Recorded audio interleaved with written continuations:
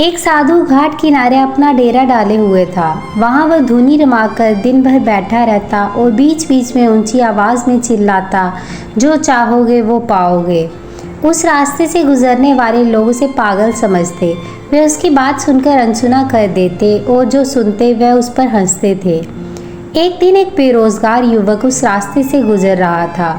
साधु की चिल्लाने की आवाज़ उसके कानों में भी पड़ी, जो चाहोगे सो पाओगे। ये वाक्य सुनकर वह साधु के पास गया और उससे पूछने लगा, बाबा, आप बहुत देर से जो चाहोगे सो पाओगे चिल्ला रहे हो। क्या आप सच में मुझे वो दे सकते हो जो मैं पाना चाहता हूँ? साधु बोला, हाँ बेटा, लेकिन पहले तुम मुझे ये बताओ कि तुम पाना क्या चाहते हो। बाबा, मैं चाहता हूँ कि एक दिन मैं हीरों का बहुत बड़ा व्यापारी बनूँ। क्या आप मेरी ये इच्छा पूरी कर सकते हैं?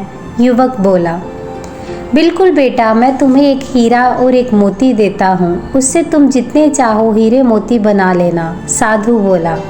साधु की बात सुनकर युवक की आंखों में आशा की ज्योति चमक उठी।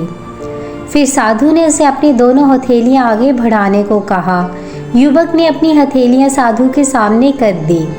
साधु ने पहले उसकी एक हथेली पर अपना हाथ रखा और बोला, बेटा, ये इस दुनिया का सबसे अनमोल हीरा है। इसे समय कहते हैं।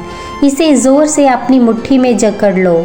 इसके द्वारा तुम जितने चाहो उतने हीरे बना सकते हो। इसे कभी अपने हाथ से निकलने मत देना।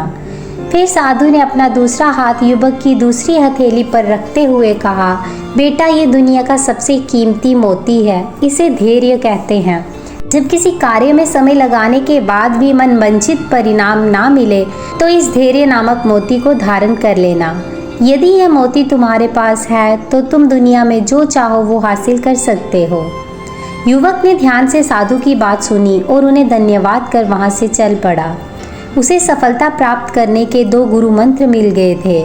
उसने निश्चय किया कि वह कभी अपना समय व्यर्थ नहीं गवाएगा और सदा धैर्य से काम लेगा। कुछ समय बाद उसे हीरे के एक बड़े व्यापारी के यहाँ काम करना प्रारंभ किया।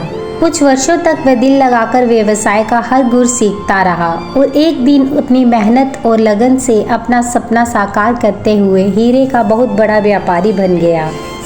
इस कहानी से हमने सीखा कि लक्ष्य प्राप्ति के लिए सदा समय और धैर्य नाम के हीरे मोती अपने साथ रखें।